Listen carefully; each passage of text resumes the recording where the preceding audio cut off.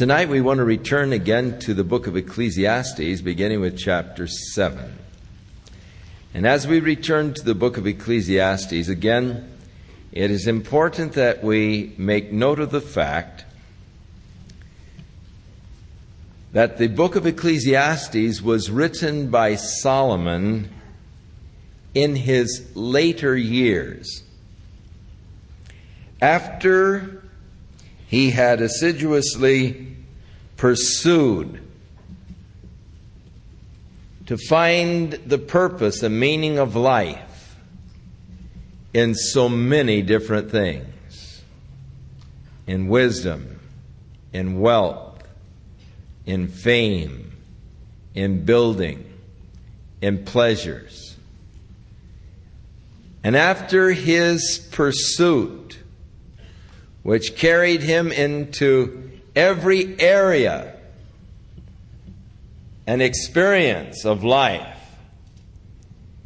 he came up with the conclusion that life is empty and frustrating.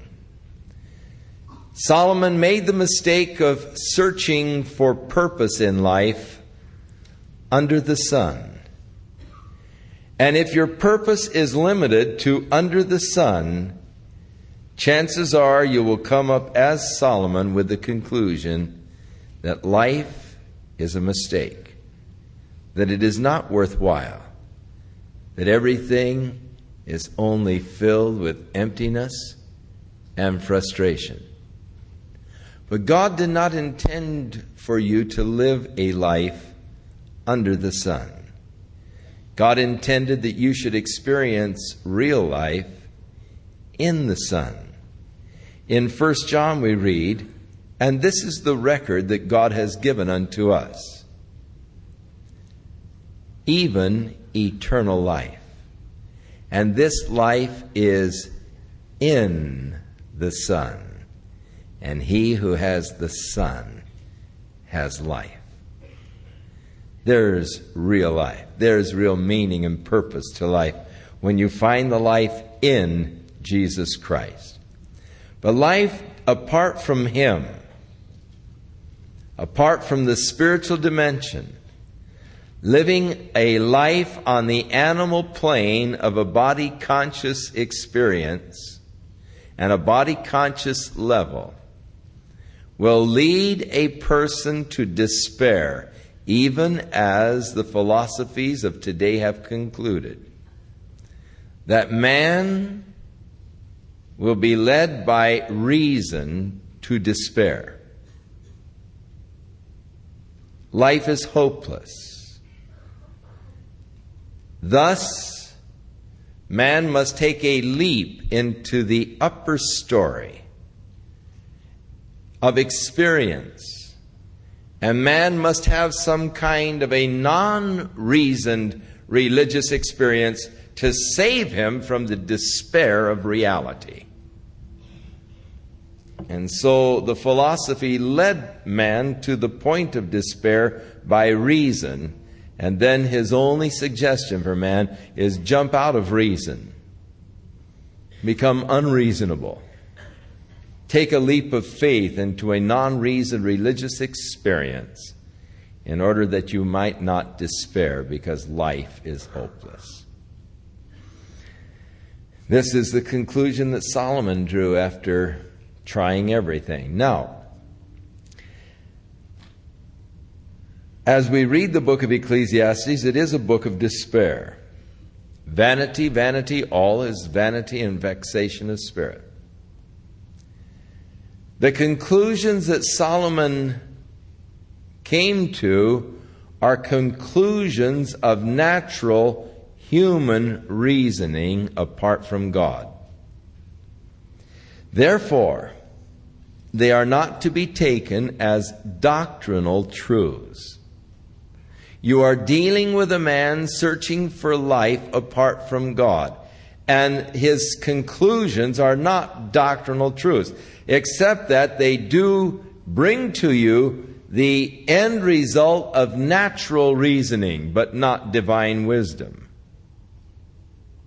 So they show you man apart from God and the despair and hopelessness of man apart from God. And the conclusions that are drawn are in that kind of a background. They're not doctrinal truths. Because if you take the step into the spiritual level, you'll come to a far different conclusion of life. Back in the book of Deuteronomy, when God was giving the law to Moses, and because God could foresee down through time, to that particular time in the history of the nation of Israel when they would demand a king, and because God knew that one day they would no longer be satisfied with Him being king over them and would want a king, God incorporated even into the law of Moses, 400 years before they ever had a king, God incorporated laws for the kings, because God knew that 400 years down the line, the people were going to come to Samuel and say, hey, we want a king like the other nations around us. And because God knew they were going to say that, He incorporated into the law in the book of Deuteronomy laws for kings. Now it is interesting as we look at the 17th chapter of Deuteronomy, as God is setting up the laws for the king. Beginning with verse 14 of the 17th chapter of the book of Deuteronomy, the Lord said, when thou art come unto the land which the Lord thy God giveth thee, and shalt possess it, and shalt dwell therein, and shalt say, I will set a king over me like as all the nations that are about me. And that's exactly what they said to Samuel. Set us up a king over us that we might be like the other nations. Thou shalt in any wise set him king over thee, whom the Lord thy God shall choose. One from among your brothers shalt thou set king over thee. Thou mayest not set a stranger over thee, which is not thy brother. But he shall not multiply horses to himself, nor cause the people to return to Egypt to the end that he should multiply horses. For as much as the Lord hath said unto you, ye shall henceforth return no more that way. Neither shall he multiply wives to himself, that his heart turn not away. Neither shall he greatly multiply to himself silver and gold. And it shall be, when he sits upon the throne of his kingdom, that he shall write him a copy of this law in a book out of that which is before the priests and the Levites. And it shall be with him, and he shall read therein in the days of his life, that he may learn the fear of the Lord his God, and to keep all of the law and the statutes to do them, that his heart be not lifted up above his brethren, and that he turn not aside from the commandment to the right hand or to the left, to the end that he may prolong his days in his kingdom, he and his children in the midst of Israel.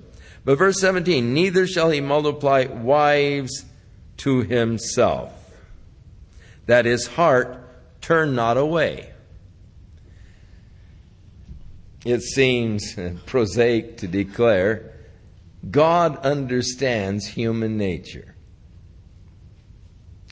And God's laws are written for our admonition, and they weren't written in vain. When you set up a king, one thing a king isn't to do, he's not to multiply wives, lest they turn his heart away. Now let's turn to 1 Kings chapter 10.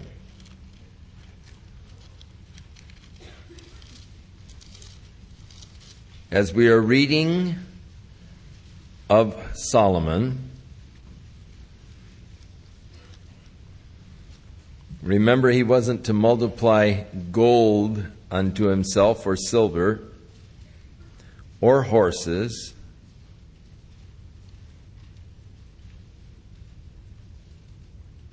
but as we read in verse 14, now the weight of gold that came to Solomon in 1 year was 666 talents. He had traffic of spices of merchants, all the kings of Arabia. He made 200 targets of beaten gold. 600 shekels of gold went into one target. He made 300 shields of beaten gold. 3 pounds of gold went into one shield, and the king put them in the house in the forest of Lebanon. Moreover, he made a great throne of ivory. He overlaid it with the best gold. Down in verse 21, all of the drinking vessels were of gold. The vessels of the house of the forest of Lebanon were of pure gold. None were of silver, for silver was counted as nothing in the days of Solomon.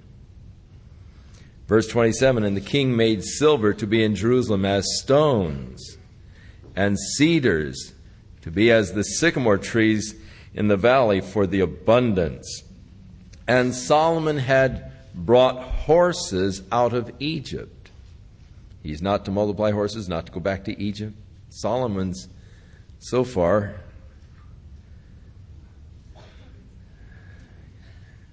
getting an F for the course. And as we get into chapter 11, but King Solomon loved many strange women, together with the daughter of Pharaoh, women of the Moabites, Ammonites, Edomites, Sidonians, Hittites, and of the nations concerning which the Lord said unto the children of Israel, you shall not go unto them, neither shall they come in unto you, for surely they will turn away your heart after their gods. Solomon clave unto these in love. And he had 700 wives. He's not to multiply wives. Oh. Flunk him. 300 concubines. And what does it say? And his wives turned away his heart. 400 years earlier, God had warned about this very thing. God had forbidden this very thing with the warning lest they turn his heart away. Solomon thought he could beat God. He thought he knew better than God. He thought he knew better than the law of God. But you don't. God knows your human nature better than you know it yourself. And God has given laws to protect you. For God knows what the consequence of the violation of these laws will be. So it came to pass when Solomon was old that his wives turned away his heart after other gods. His heart was not perfect with the Lord his God, as was the heart of David his father. For Solomon went after the pagan gods of Ashtoreth, the goddess of the Sidonians, and of Milcom, the abomination of the Ammonites. And Solomon did evil in the sight of the Lord, and went not fully after the Lord, as did David his father. Then did Solomon build a high place for Chemosh, the abomination of Moab, in the hill that is before Jerusalem. Actually, it's on the, if you've been over to Jerusalem, that hill that goes on up to the Mount of Olives down at the area of Gihon Springs. That is the hill where he built all of these, and it's in the sight of all Jerusalem. It's right across the valley, and it's in the sight of all Jerusalem. He began to build these pagan temples. A place for Chemosh, the abomination of Moab, and for Molech, the abomination of the children of Ammon. And also likewise he did for all of his strange wives, which burnt incense and sacrificed unto their gods. So every time he'd marry a wife from some different area, he'd build a temple for her so she could go over and burn incense to her God right across the hill where all of Israel could see. So Solomon had turned his heart away from God, and in turning his heart away from God, he lost the meaning of life and the purpose of life. And now he is an old man, and he is writing of his experience. The consciousness of the greatness of Jehovah, God of Israel, has passed from his mind. And he's trying to find life apart from God. And he finds that life apart from God is nothing but emptiness. Therefore, you cannot take as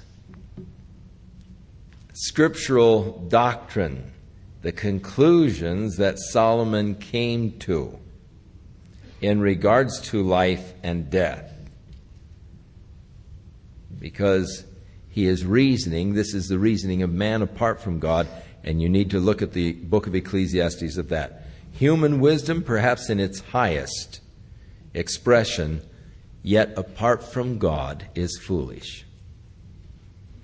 As God said in Romans chapter 1, professing themselves to be wise, they became fools.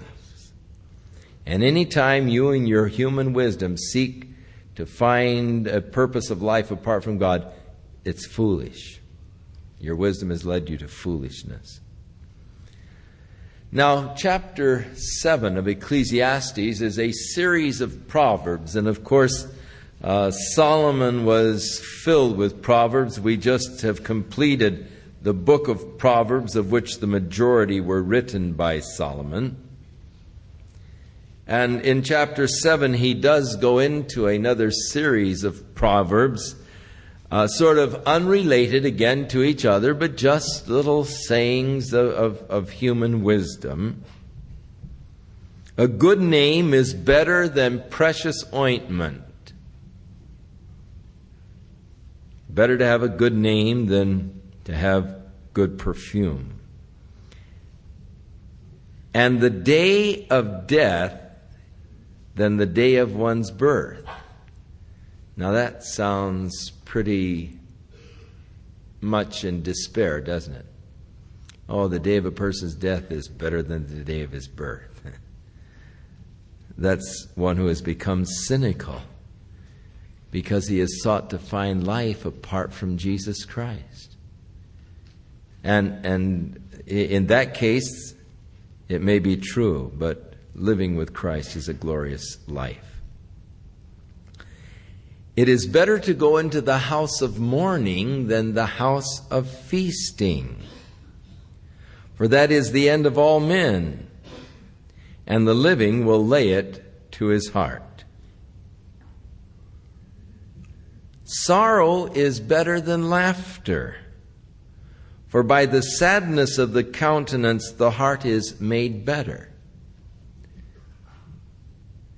The heart of the wise is in the house of mourning, but the heart of fools is in the house of merriment. So he has taken a very jaundiced view of life, a very jaundiced view of pleasure, of joy, because apart from the Lord it is all emptiness, it is all a sham.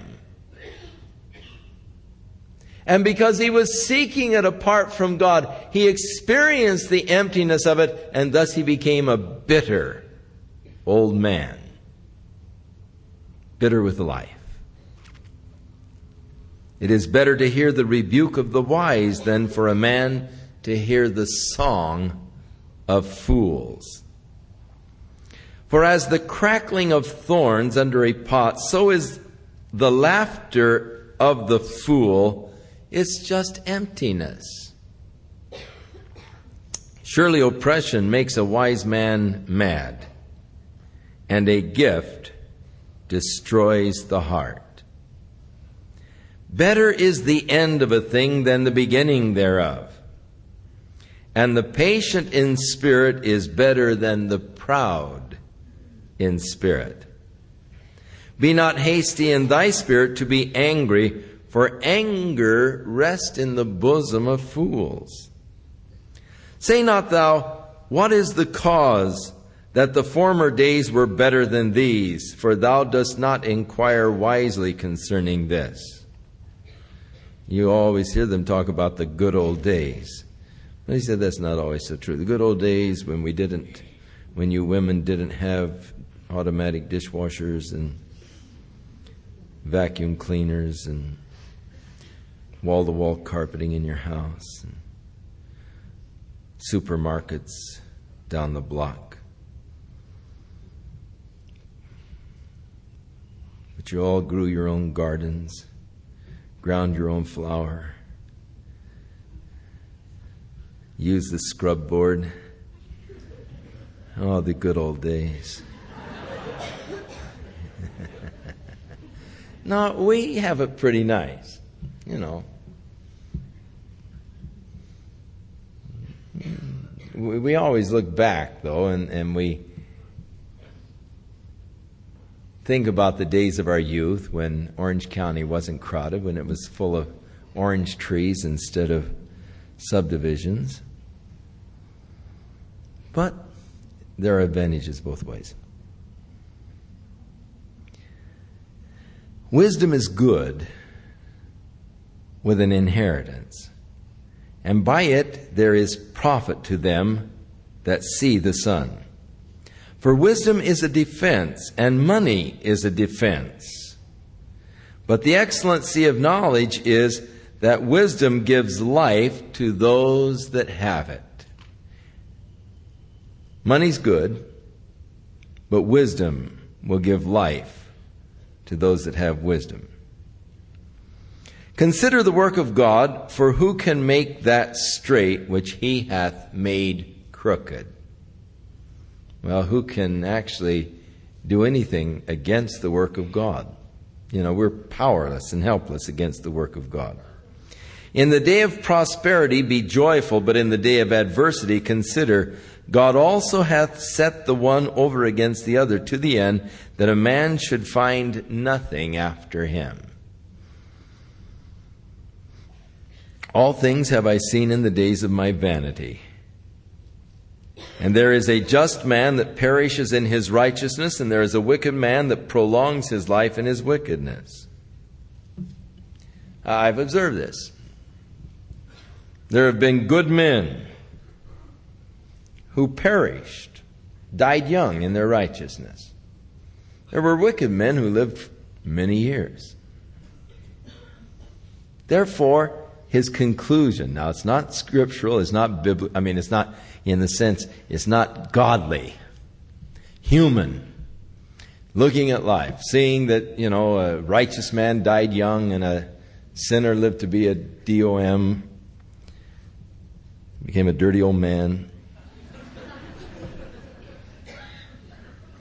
He came to this conclusion, truly just pure human wisdom. Don't be overly righteous. Don't, get too involved in righteousness. Neither make thyself overwise. Why should you destroy yourself? Now, it's a wrong thing. The righteous don't always die young. There are some beautiful old saints of God. But don't be overly righteous. Why should you kick off soon? Also, don't be overly wicked. Be moderately wicked.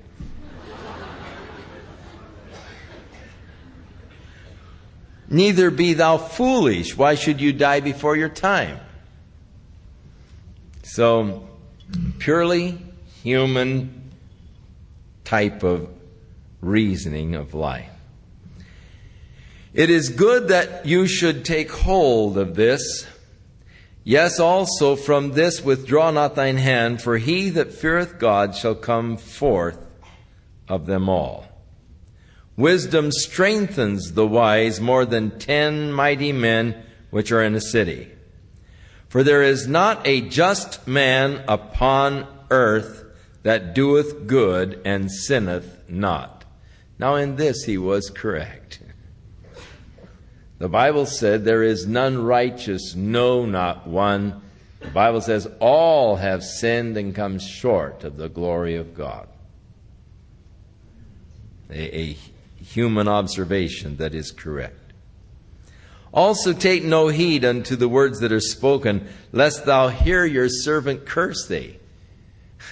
They say that an eavesdropper rarely hears anything good about himself. If you're that kind of person that's always trying to eavesdrop on others' conversation. And so he's sort of warning you against that. Don't take heed unto word. Don't, be trying to listen to what they say. You're going to find out they're cursing you. For you know how that oftentimes in your own heart you have likewise cursed others. All this have I proved by wisdom. Not by God. I've proved it by wisdom. But the wisdom of man, the Scripture said, is foolishness with God. I said, I will be wise, but it was far from me. That which is afar off and exceeding deep, who can find it out? I applied my heart to know and to search and to seek out wisdom and the reason of things, and to know the wickedness of folly, even the foolishness and madness. And I find more bitter than death the woman whose heart is snares and nets, and her hands as bands. Whoso pleases God shall escape from her, but the sinner will be caught by her. Behold, this I have found, saith the preacher or the debater, or the word, it was translated into the Septuagint and Ecclesiastes, the assembler. One by one to find out the account, which yet my soul seeks, but I have not found, or find not. One man among 1,000 have I found, but a woman among all those have I not found. So in all of his 1,000 wives, he didn't find a decent one. Now, he did find one man out of 1,000, so men have a little better record as far as Solomon is concerned. But you might, of course, also observe he didn't marry any of the men, and you don't really know a person until you marry them.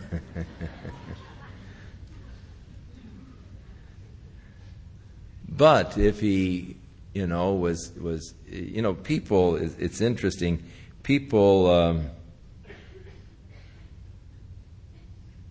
seem to repeat mistakes.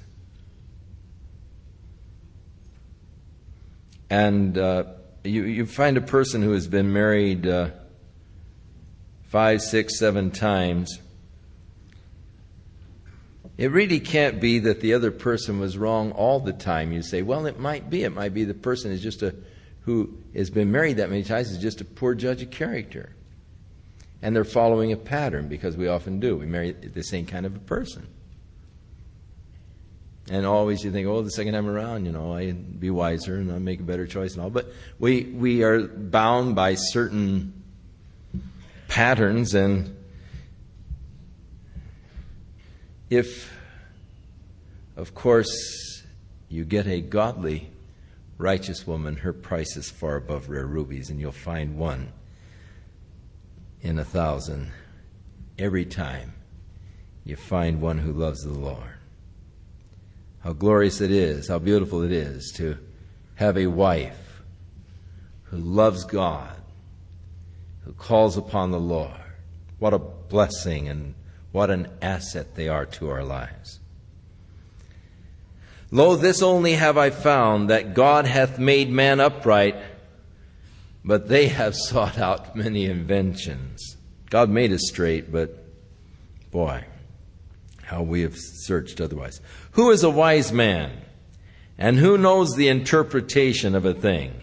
A man's wisdom makes his face to shine, and the boldness of his face shall be changed. I counsel thee to keep the king's commandment, and that in regard of the oath of God, be not hasty to go out of his sight. Stand not in an evil thing, for he doeth whatsoever pleaseth him. Where the word of the king is, there is power.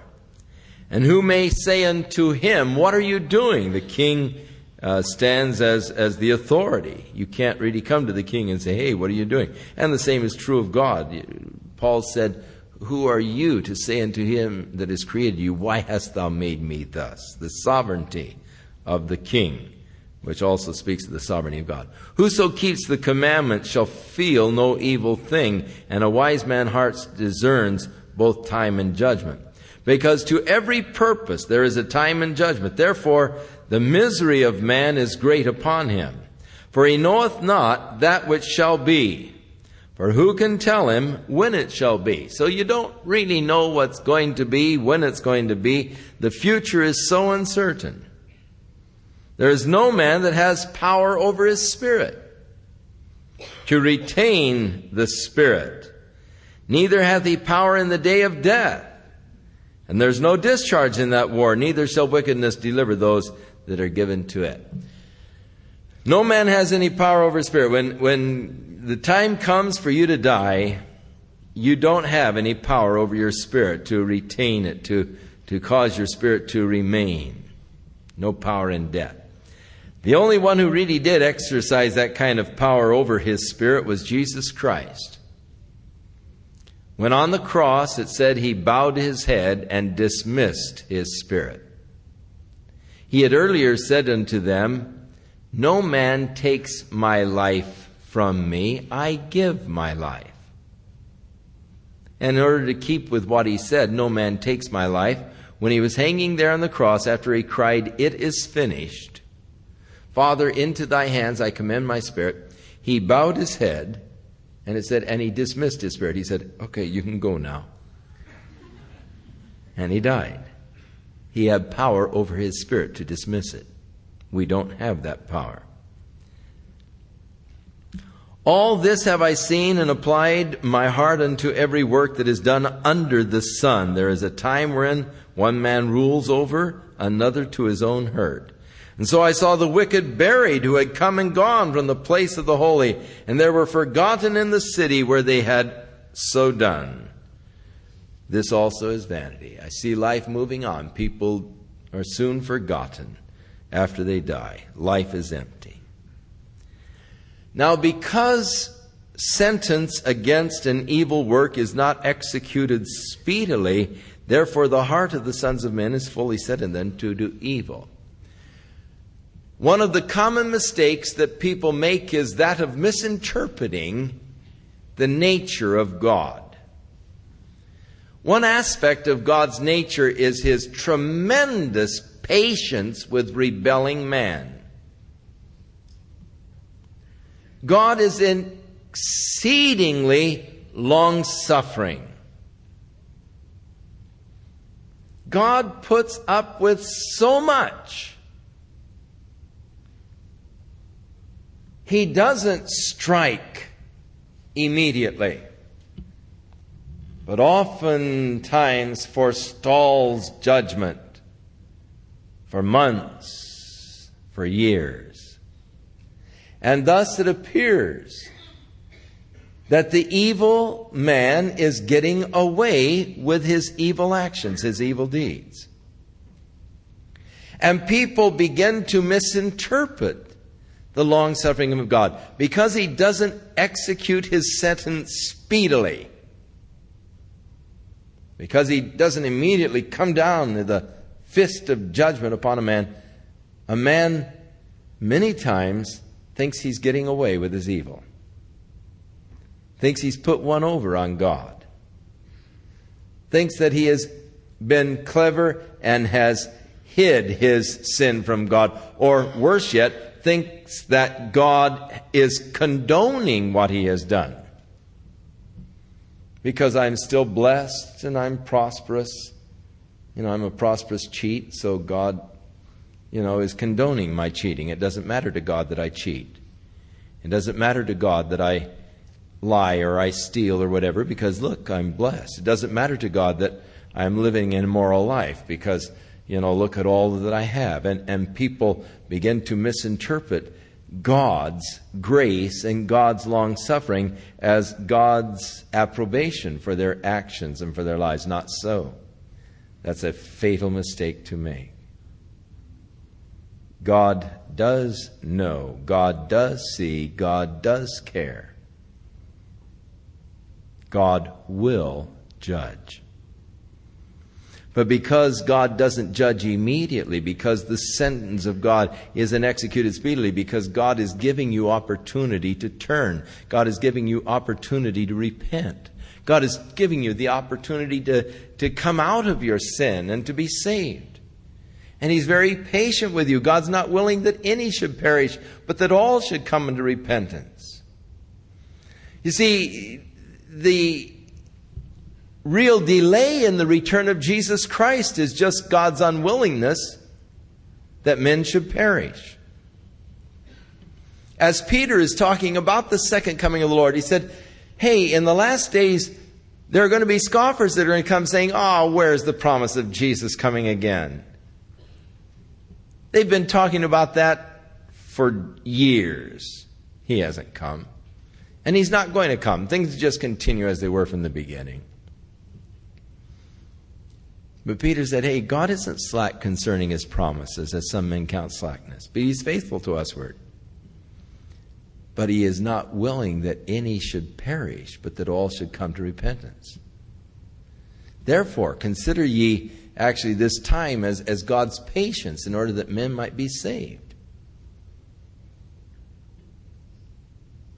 So, because God has waited so long, because God hasn't speedily executed his sentence against the evil, people begin to assume that God is just withdrawn himself, that Jesus isn't coming again, that all of the talk of the rapture of the church and the return of Jesus Christ is just pipe dreams, a misinterpretation of scriptures. And they begin to make fun of the return of Jesus Christ. They begin to scoff at it, even as Peter said they would. It's because they are misinterpreting the patience of God, waiting for men to be saved, because God is not willing that any should perish. So God is very kind, he's very loving, he's very patient, he's very long-suffering. He's giving you chance after chance after chance. But it is tragic when people misinterpret God's patience and God's kindness, and thus they give their hearts over to evil because they think that God is too remote to care. It doesn't really matter to God how I live. God doesn't really know. And they give their hearts and their lives over to evil, to live an evil life. That is a tragic, fatal mistake of misinterpreting God's grace and God's goodness to you. So though a sinner do evil 100 times, and his days be prolonged. Remember, he was talking about how he saw that the ungodly man was living a long life, the righteous were dying young, and the ungodly were living long.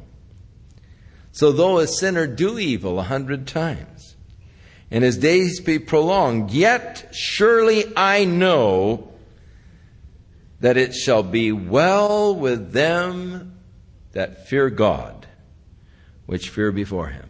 Now in the end, the best life is a life of fearing God, walking with God. The fear of the Lord is to depart from evil. So I know that in the long run, that life is the best. It's going to be well with the man who has departed from evil, but it shall not be well with the wicked. In the end, God's judgment will come. You can't escape it. God's judgment will come. And thus I surely know it will be well with those that fear God. But it shall not be well with the wicked, neither shall he prolong his days, which are as a shadow, because he fears not before God. Now there is a vanity which is done upon the earth, and there be just men unto whom it happens according to the work of the wicked. Again, there be wicked men to whom it happens according to the work of the righteous. So I said this also is vanity. Things happen to both good and evil men. Same kind of experiences to both.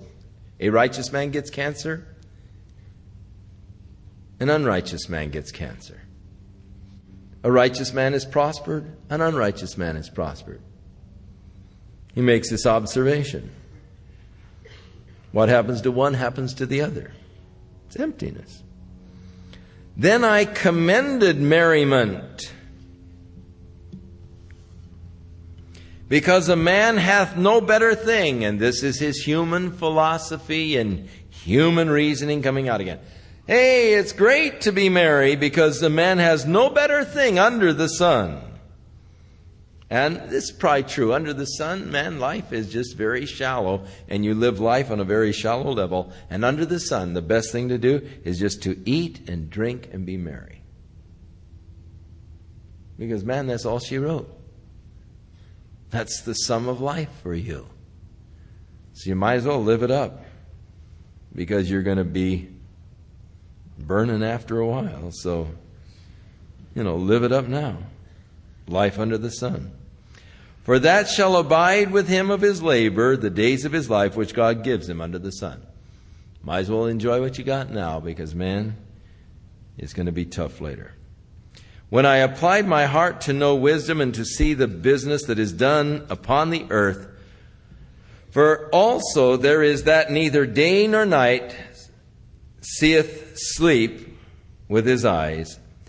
Then I beheld all of the work of God, that a man cannot find out the work that is done under the sun, because though a man labor to seek it out, yet he shall not find it. Yea, farther, though a wise man think to know it, yet shall he not be able to find it.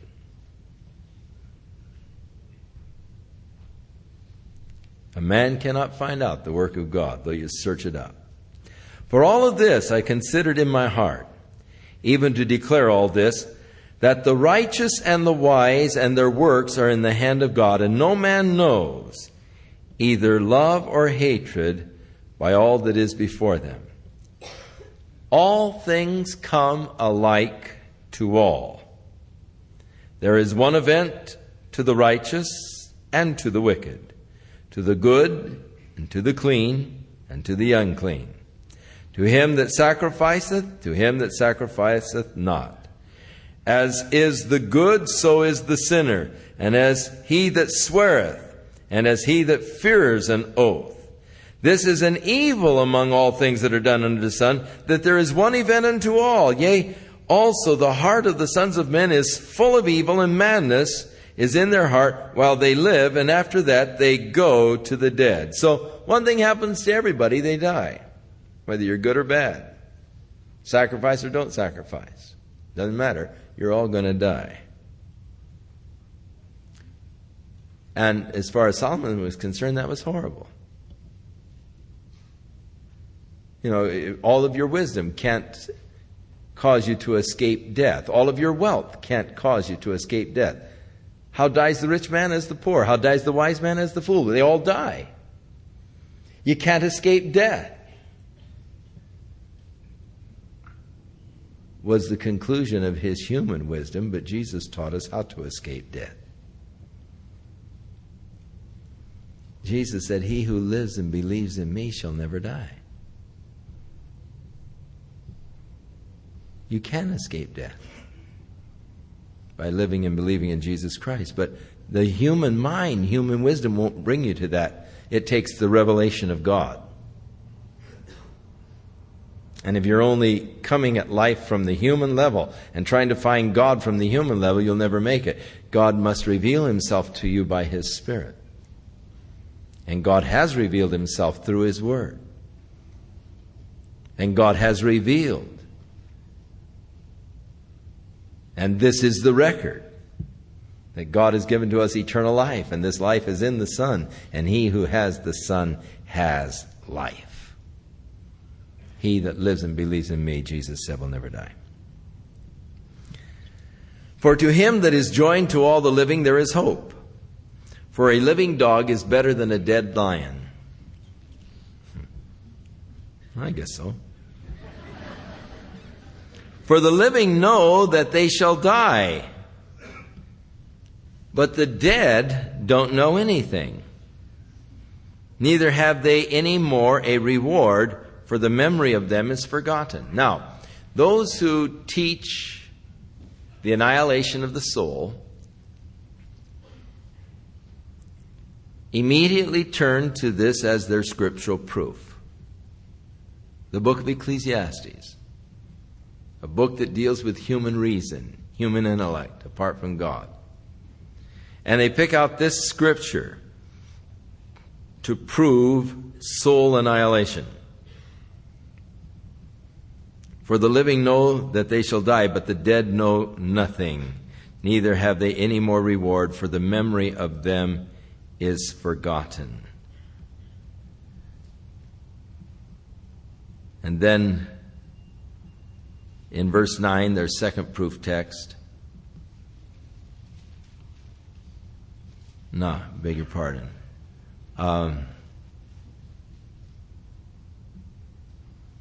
The second text is right in here somewhere close. But anyway, Jesus tells us that there was a certain rich man who fared sumptuously every day. Moreover, there was a poor man who was daily brought at his gate, full of sores,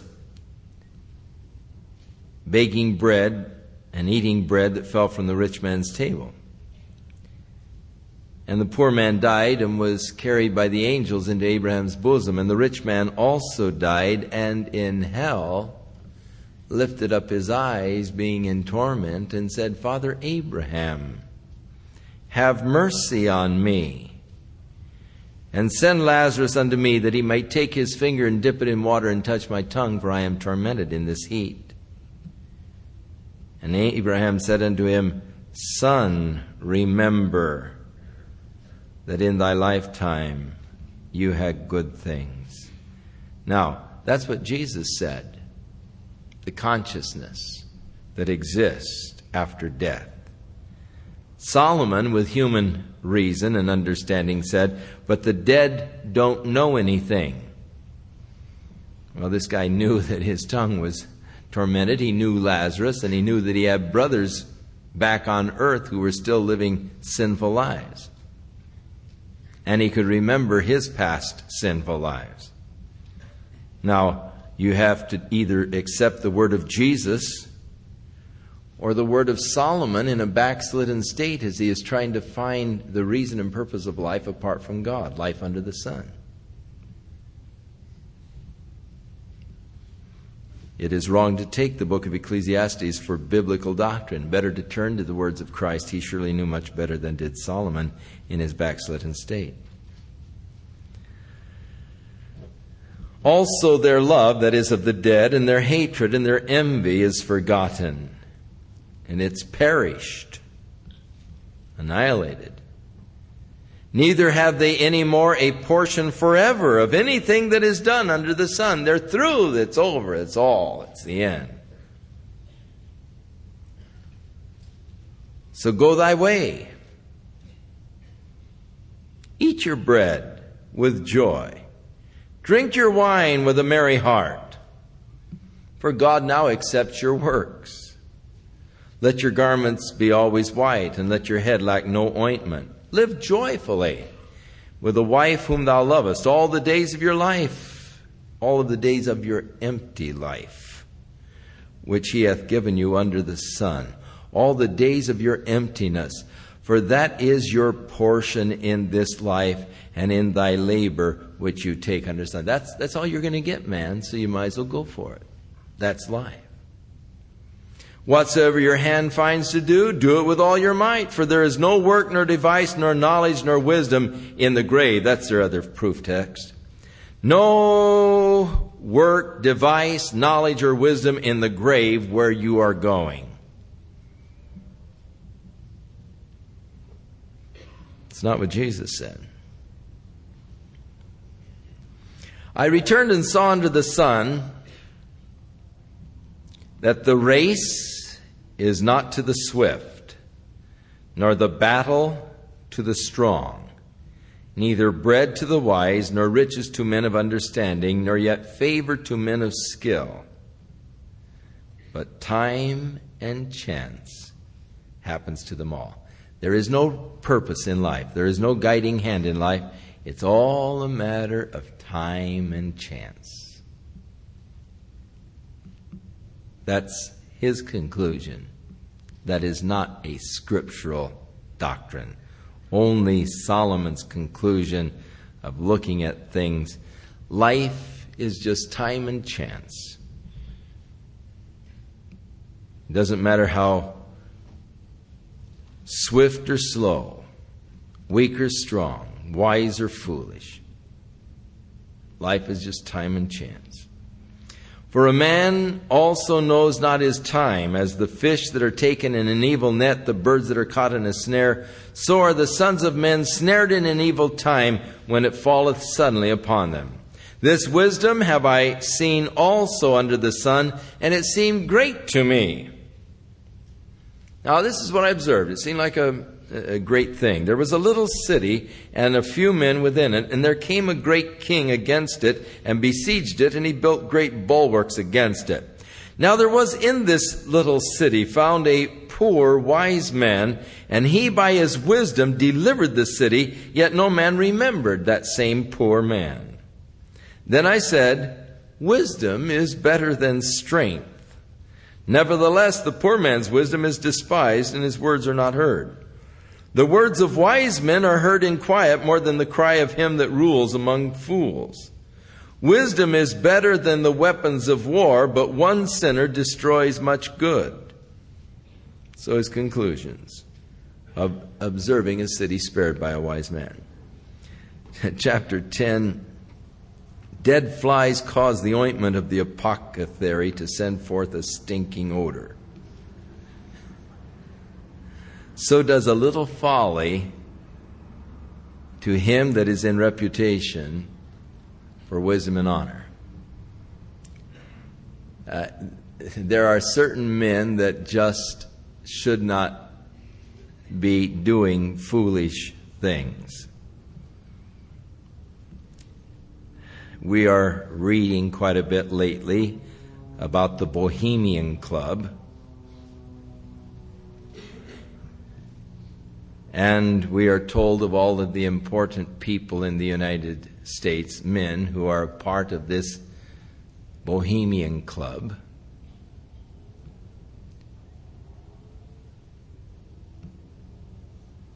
Men who should know better, but evidently don't. And of course we are told that our president and vice president and former president Richard Nixon, David Rockefeller, and the elitist of the United States, members of this Bohemian Club. And they have a little retreat north of San Francisco where they go once a year for a retreat,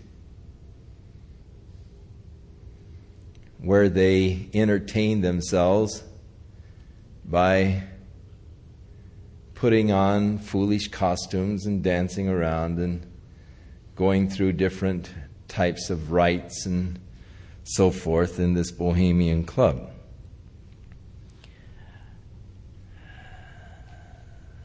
But even as dead flies cause the ointment of the apothecary to stink, so does a little folly to him who is in reputation for wisdom and honor. In other words, men who are in reputation for wisdom and honor, it's just folly in their life is out of place.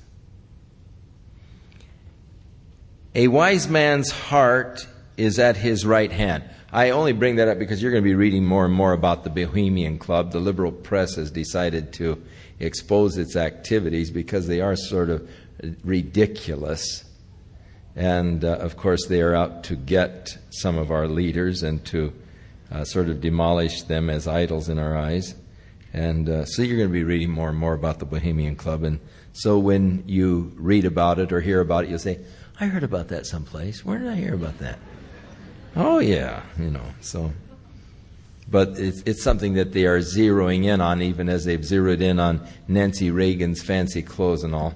They're zeroing in on the Bohemian Club as one of the things. But you see, the problem is, by belonging to it, they have given them, and going along with the folly of this springtime retreat up there as they celebrate the coming of spring by putting on their little flowered tutus and dancing around and all.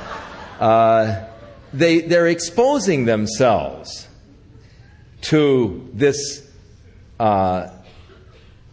if you're really,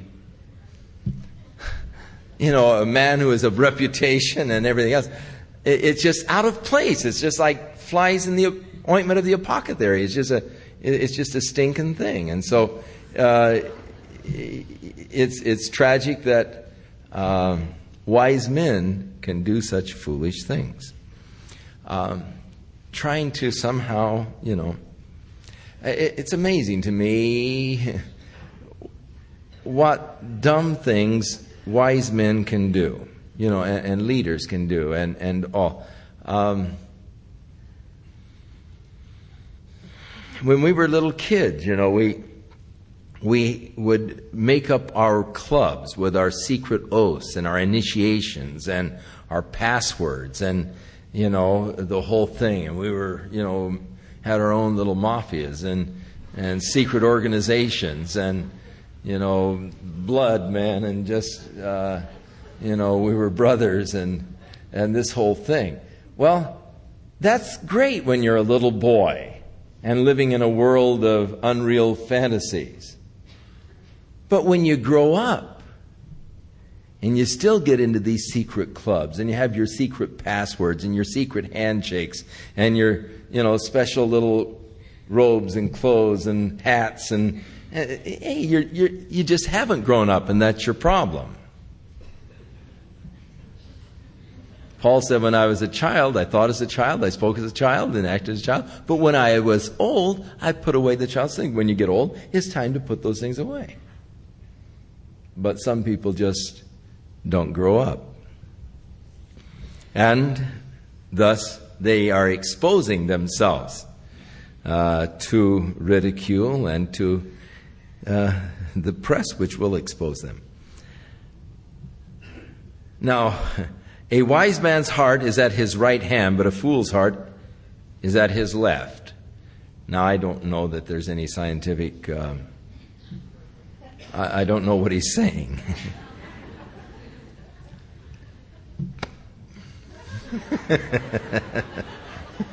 Help. I think I'm getting a heartbeat. Yea, also, when he that is a fool walketh by the way, his wisdom faileth him. And he saith to everyone that he is a fool. I mean, when you're a fool, you just, it's obvious. You express it. If the spirit of a ruler rises up against thee, leave not thy place, for yielding will pacify great offenses. Oh, how much better it is to yield a point than to, hang on and all. If we would only learn. Just to yield a point, it can pacify great offenses. It can stop, big arguments. It can actually save your life at times. There's some really nuts out there in the world. And a lot of people have been killed by insisting on their right-of-ways. No, I'm not going to move. It's my right-of-way, And you can insist on your right-of-way, but get wiped out. So, yielding can pacify great offenses. Give in to the point. What difference does it make? Whether there were 5 or 6 fish in that basket. You can get in the biggest arguments over some stupid thing like that. Get angry. Get, where you don't speak for a day or two because there's 5. No, there were 6. No, 5, maybe there were 5. Yield it. Why are you? Well, it's dumb to just argue over things like that. Yielding can pacify great offenses. Good advice. There is an evil which I have seen under the sun, as an error which proceeds from the ruler. Folly is set in great dignity, and the rich sit in a low place. I have seen servants upon horses, and princes walking as servants upon the earth. There seems to be oftentimes inconsistencies He that digs a pit shall fall into it, and whoso breaks a hedge, the serpent will bite him. They used to hedge about to keep the serpents out. You break the hedge, serpent will bite you. You dig a pit, you'll fall into it. These are just sort of proverbs. Whoso removes the stone shall be hurt therewith, and he that cleaveth wood shall be endangered thereby. If the iron be blunt, and he do not sharpen the edge, then must he put in more strength. But wisdom is profitable to direct. So figure it out, man. If you're trying to chop wood with a dull dull hatchet or dull axe, it's going to take more strength. Sharpen it, takes less strength. This makes sense. Surely the serpent will bite without enchantment, and a babbler is no better. He'll bite too. The words of a wise man's mouth are gracious, but the lips of a fool will swallow up himself. The beginning of the words of his mouth is foolishness, and the end of his talk is mischievous madness. A fool also is full of words. A man cannot tell what shall be and what shall be after him. Who can tell him? We don't know the future. People talk so confidently of the future and all. You don't know what's going to be after you. You don't know what the future holds. The labor of the foolish wearieth every one of them, because he knows not how to go to the city. Woe to thee, O land, when thy king is a child and thy princes eat in the morning. That means they were drunk all night, so they eat in the morning. Blessed art thou, O land, when thy king is the son of nobles, and thy princes eat in the due season for strength and not for drunkenness. By much slothfulness the building decayeth. Now you that are managers of buildings and so forth, you might choose that to put above the time clocks for the maintenance men. And through idleness of the hands the house droppeth through. A feast is made for laughter, and wine maketh merry, but money answers all things. Now my wife believes that this is a scriptural truth.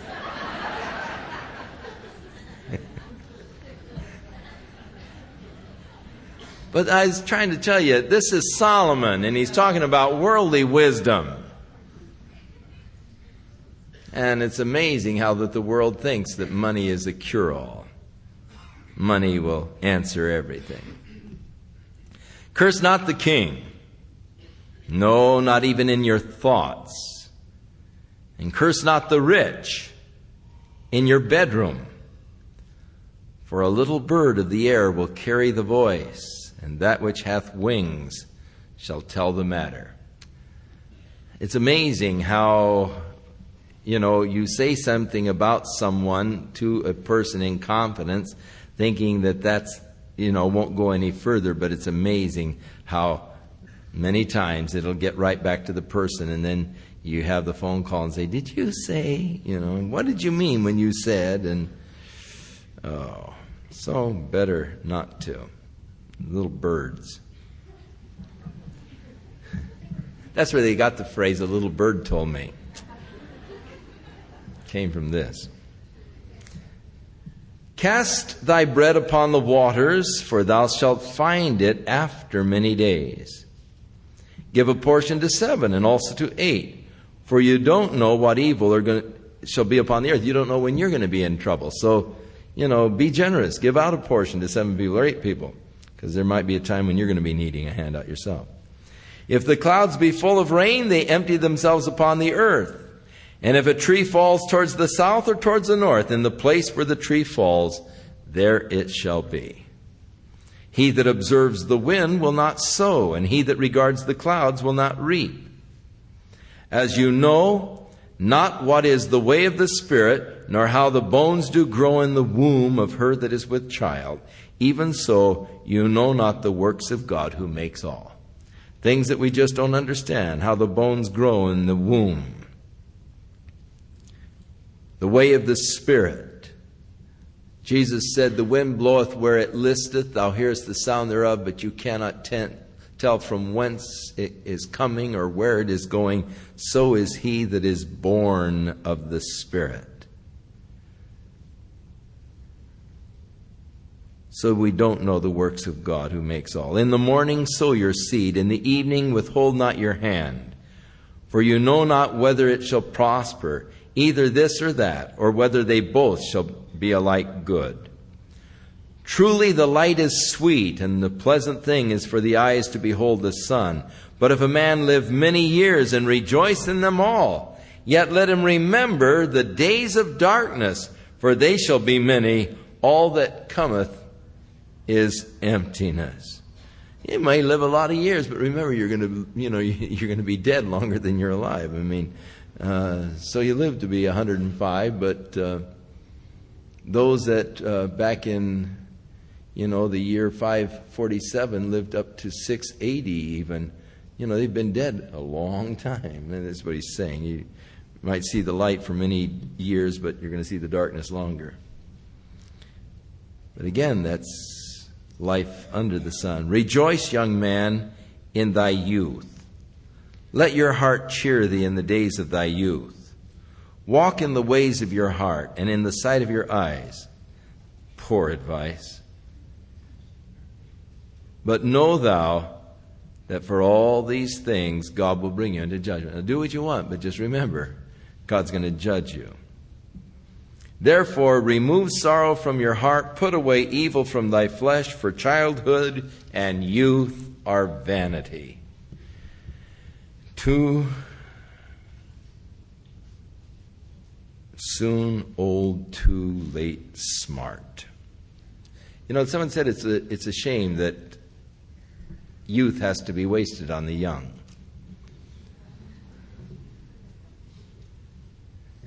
You think now, though, if you could only go back to your youth with the advantage of all of your experience and advantage of life now, man, what you could do. If you were just a teenager again, back in high school with all of your knowledge and understanding at this point. I think of all of the wasted time that I had. I think of all of the opportunities that I had to learn, and I didn't take full advantage of them. It was a crazy thing, but I really didn't decide to learn until I got into college. And then, even at that point, I looked back to my high school years and I thought, oh, how ridiculous that I bragged that I never took a book home from school through high school. What a stupid boast. Oh, of course, I got my grades for college. But yet, I could have learned so much more. I wasted my youth in many ways. But what can you do? You can't go back. Remember now thy Creator in the days of thy youth. It's interesting that most conversions are made during the teenage years. 7/8 of every decision for Jesus Christ is made while in your teenage years. That's why it's an important injunction. Remember thy Creator in the days of thy youth. While the evil days come not, nor the years draw nigh, when you shall say, I have no pleasure in them. Don't wait till you get old to serve the Lord, to give your life to Jesus Christ. Commit your life while you're young, before those evil days come and you say, oh man, life is, no more pleasure. And so we have now an interesting sort of graphic description of the aged person. While the sun or the light or the moon or the stars be not darkened, nor the clouds return after the rain. As you get older, you start putting stronger light bulbs in the sockets. My first awareness of my need for glasses is when the light wasn't bright enough and I had to get a brighter light in order to read. And somehow the lights go dimmer.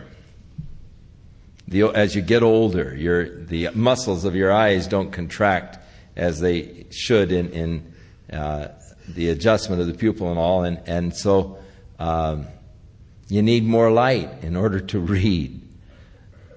So remember, you see, I'm on the other end of the stick now, when the years draw nigh.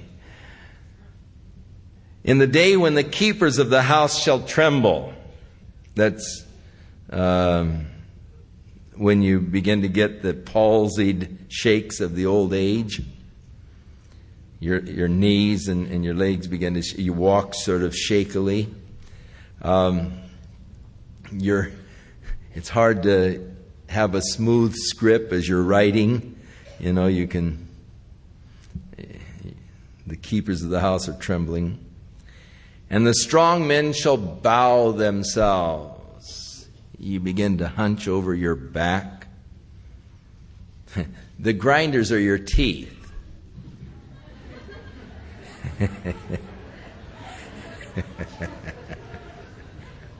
And they cease because they be few. Of course, in those days they didn't have the spare sets. And those that look out of the windows be darkened. Again, a reference to the eyes, the windows of your body, the eye. And you begin to become blind.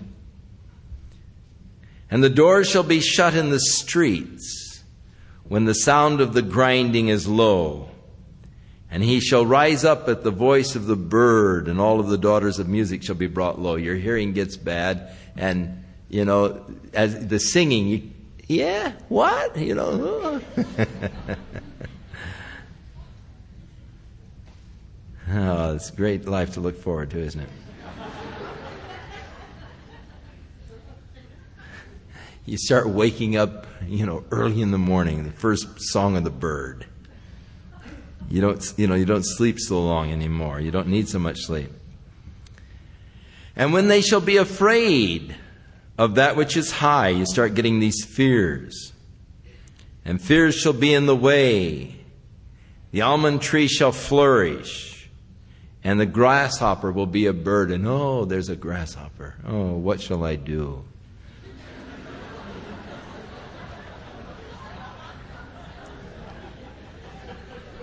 I was visiting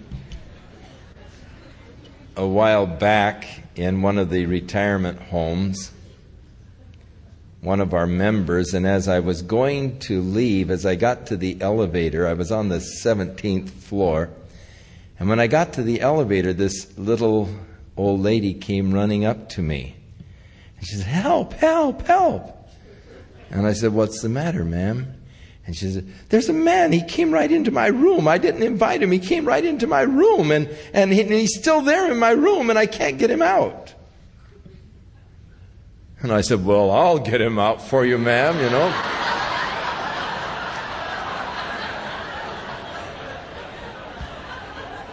She was a little old lady, so I figured it must be a little old man, you know. Could handle that. So I went back to her room with her. And we went into her room, and here I was ready to, assume my authority and order the guy out. "What are you doing in this room? Uninvited on." And looked around, and I said, "Well, ma'am, I don't see anybody here." She said, "Well, he came flying right in that window there. And he landed right there in the sink and was just staring at me for a while, you know."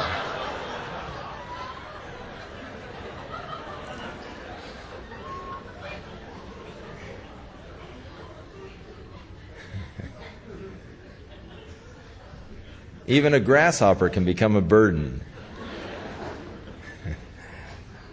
Or a fly.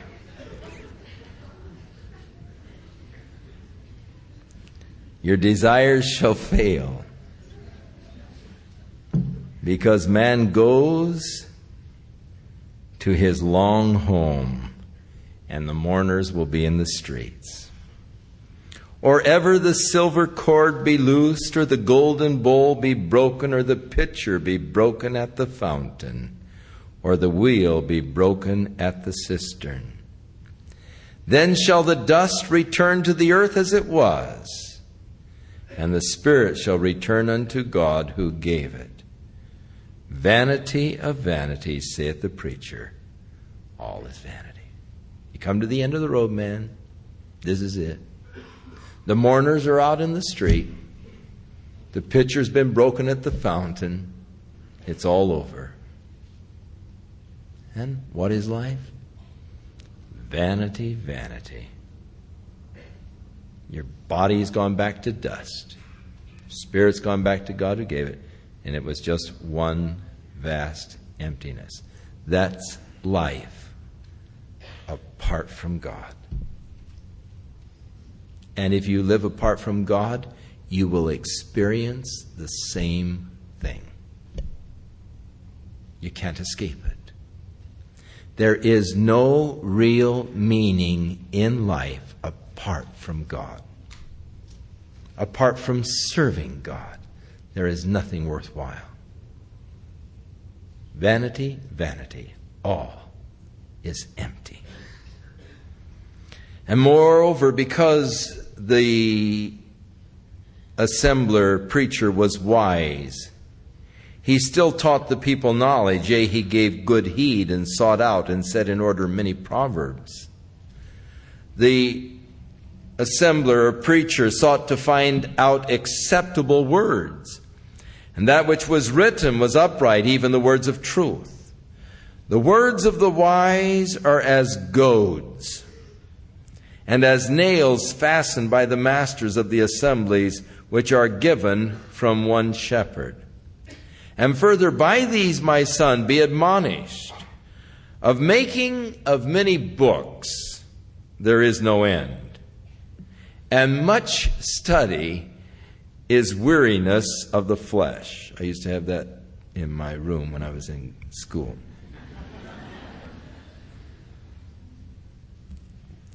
Now let's hear the conclusion of the whole matter.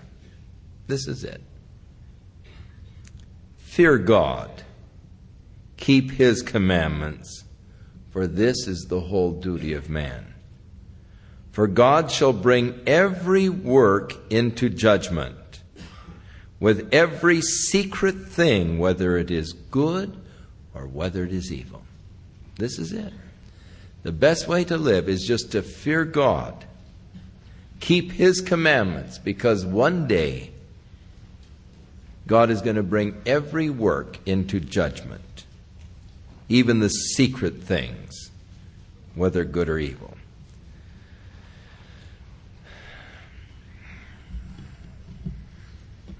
Shall we stand?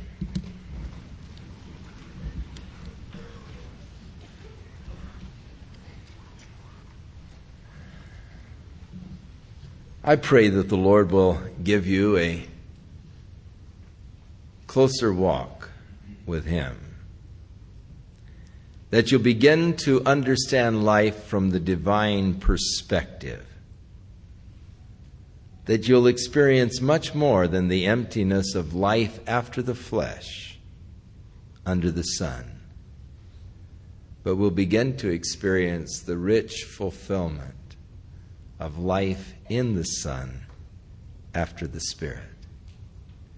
And so may God lead you by His Spirit into that full, rich life that He wants you to know and to experience in Jesus Christ. And may you begin to experience that which Jesus said was life more abundantly that He had come to bring to you. So may the hand of the Lord be upon your life this week. And may you walk with Him in love. In Jesus' name.